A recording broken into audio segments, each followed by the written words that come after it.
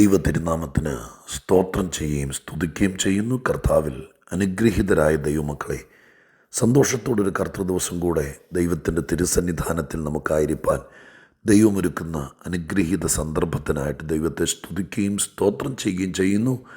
ഈ വർഷത്തിൻ്റെ ഏറ്റവും അവസാന ദിവസങ്ങളിലേക്ക് എത്തുന്ന ഈ നാളുകൾ നമ്മെ ജയോത്സവത്തോടെ നടത്തിയ ദൈവത്തിന് ഒത്തിരി നന്ദിയും സ്തുതിയും സ്തോത്രവും കരയറ്റിക്കൊണ്ട് കർത്താവിൻ്റെ തിരുമുമ്പാകെ ഇന്നത്തെ ദൈവാലോചനയ്ക്ക് വേണ്ടി നമ്മൾ കാതോർക്കുകയാണ്. ദൈവവചനം കേൾപ്പാൻ താല്പര്യം കാണിക്കുന്ന എല്ലാ പ്രിയപ്പെട്ടവർക്കും യേശുക്രിസ്തുവിൻ്റെ ധന്യമുള്ള നാമത്തിൽ വിനീതമായ സ്നേഹ വന്ദനമറിയിക്കുന്നു. നാം ഓരോരുത്തരും കർത്താവിൻ്റെ സന്നിധാനത്തിൽ ദൈവകൃപയിൽ ആശ്രയിക്കുമ്പോൾ നമ്മെ ബലപ്പെടുത്തുവാൻ, ശക്തീകരിപ്പാൻ സ്വർഗം തരുന്ന ഏറ്റവും വലിയ നിക്ഷേപമാണ് ദൈവത്തിൻ്റെ വചനത്തിൽ നിന്നുള്ള ദൂതുകൾ. സ്വർഗസ്ഥനായ ദൈവം എത്രയോ പ്രാവശ്യം തൻ്റെ വചനത്താൽ നമ്മെ ശക്തീകരിച്ചിരിക്കുന്നു. ഇന്നും തിരുവെഴുത്തുകൊണ്ട് നമ്മളെ ധന്യരാക്കട്ടെ എന്ന് പ്രാർത്ഥിക്കുന്ന കൂടെ നിങ്ങളെ വീണ്ടും വന്ദനം ചെയ്തുകൊണ്ട്, നിങ്ങൾക്കായി പ്രാർത്ഥിച്ചുകൊണ്ട്, നമ്മുടെ രക്ഷിതാവിന് സ്തുതിയും സ്തോത്രവും മഹത്വവും ആരാധനയും കരയറ്റിക്കൊണ്ട് ഇന്ന് ഒന്നിച്ച് പങ്കുവയ്ക്കാൻ ദൈവകൃപയിൽ ആശ്രയിച്ച് തിരുവെഴുത്തിലേക്ക് നോക്കുമ്പോൾ എൻ്റെ ഹൃദയത്തിൽ പ്രേരിപ്പിച്ച ദൈവത്തിൻ്റെ ദൂതിനാധാരമായിരിക്കുന്ന വേദവാക്യം ദിനവൃത്താന്ത പുസ്തകത്തിൽ നിന്നാണ്. 1 ദിനവൃത്താന്തം 2-ാം അധ്യായം 7-ാമത്തെ വാക്യം ഞാൻ നിങ്ങളെ വായിച്ചു കേൾപ്പിക്കാം. 1 ദിനവൃത്താന്തം 2-ാം അധ്യായം 7-ാമത്തെ വാക്യം. കർമ്മിയുടെ പുത്രന്മാർ ശപഥാർപ്പിത വസ്തുവിൽ അകൃത്യം ചെയ്ത് ഇസ്രായേലിനെ കഷ്ടത്തിലാക്കിയ ആഖാൻ തന്നെ. ഇസ്രായേലിനെ കഷ്ടത്തിലാക്കിയ ആഖാൻ തന്നെ. ദിനവൃത്താന്ത പുസ്തകത്തിൻ്റെ ആദ്യത്തെ ചില അധ്യായങ്ങൾ മാനവചരിത്രത്തിൻ്റെ ഒരു വലിയ നീണ്ട ലിസ്റ്റ് ഈ പുസ്തകത്തിൻ്റെ ഈ അധ്യായങ്ങൾക്കകത്ത് എഴുതിയിരിക്കുക. ആദാം മുതൽ ഇങ്ങോട്ടുള്ള ഓരോ തലമുറകൾ, ഓരോ കുടുംബങ്ങളിൽ, ഓരോ തലമുറയിൽ അവർക്ക് ജനിച്ച മക്കൾ, അങ്ങനൊരു നീണ്ട ലിസ്റ്റ് ഈ തിരുവെഴുത്തിനകത്ത് രേഖപ്പെടുത്തിയിരിക്കുന്നു. ഞാൻ ഈ ഭാഗം വായിക്കുമ്പോഴൊക്കെ ഓർക്കാറുണ്ട്. ദിനവൃത്താന്ത പുസ്തകത്തിലെ ആദ്യത്തെ അധ്യായങ്ങൾ വായിക്കുമ്പോൾ ആദാമിലാണ് തുടങ്ങുന്നത്. അവിടെ നിങ്ങോട്ട് താഴേക്ക് ഓരോ കുടുംബങ്ങളുടെ ലിസ്റ്റ് ഈ പുസ്തകം എഴുതിയ എഴുത്തുകാരനെ കൊണ്ട് എഴുതിയിരിക്കുകയാണ്.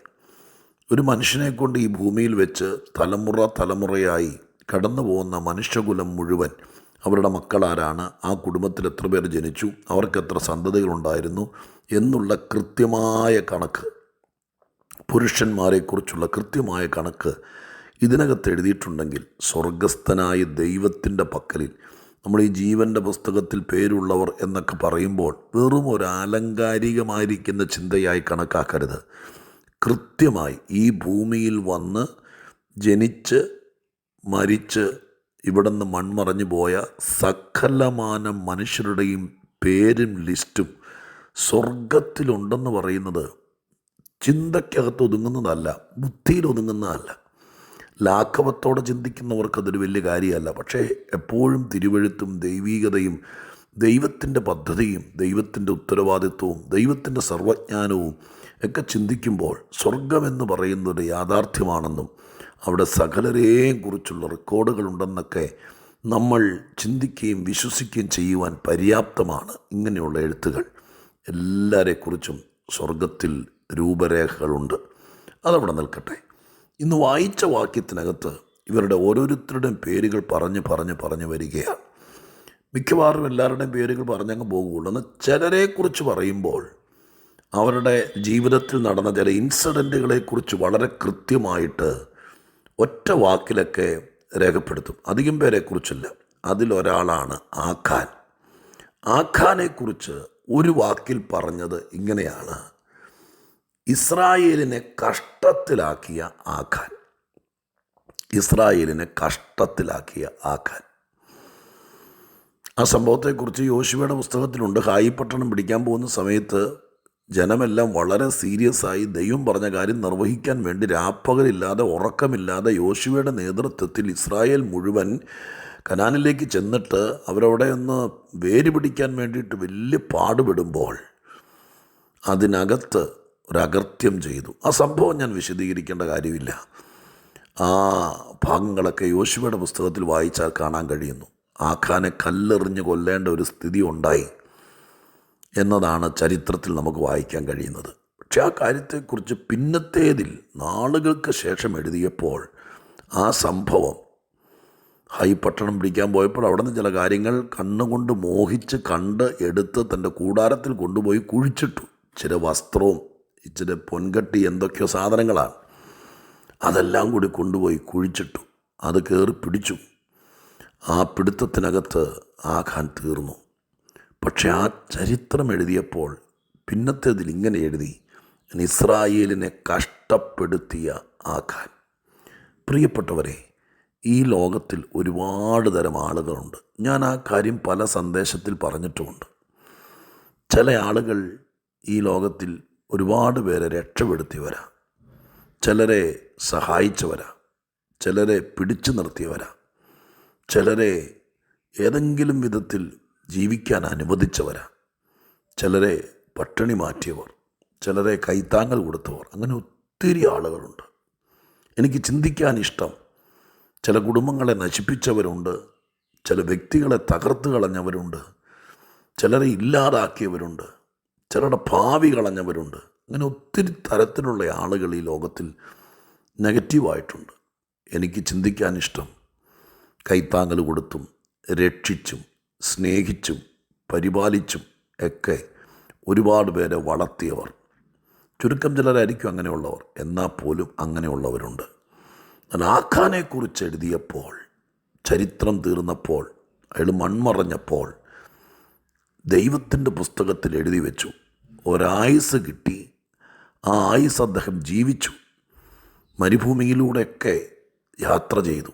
ചിലപ്പോൾ ചെങ്കടൽ കയറി, മേഘത്തണലിൽ നടന്ന്, മന്ന തിന്ന്, പാറയിലെ വെള്ളം കുടിച്ച്, അങ്ങനെ യോർദാനും കടന്ന് കനാൻ്റെ മണ്ണിലെത്തി. ഇത്രയും കാര്യങ്ങൾ ചെയ്ത ഒരു മനുഷ്യൻ, കനാനിൽ വെച്ച് ജനിച്ചു വളർന്നവനല്ല, അത്രയും സമയമൊന്നും ആയില്ലല്ലോ. ഇത്രയും കാര്യങ്ങൾ ചെയ്ത് ഇവിടെ വന്ന് ലാസ്റ്റ് അദ്ദേഹത്തെക്കുറിച്ചൊരു ഫുട് നോട്ട് പോലെ ജീവിതത്തിലൊരു വാക്ക് എഴുതി വെച്ചിങ്ങനെയാണ്, ഇസ്രായേലിനെ കഷ്ടപ്പെടുത്തിയവൻ. ഞാനിങ്ങനെ ഈ ഭാഗം വായിച്ചപ്പോൾ ഇന്ന് ചിന്തിക്കുകയായിരുന്നു, ദൈവമക്കളെ, നമ്മളൊക്കെ ഈ ലോകത്തുനിന്ന് പോയി കഴിയുമ്പോൾ ഇവിടെ ആരും എഴുതി വയ്ക്കാനൊന്നും കാണുകയില്ല.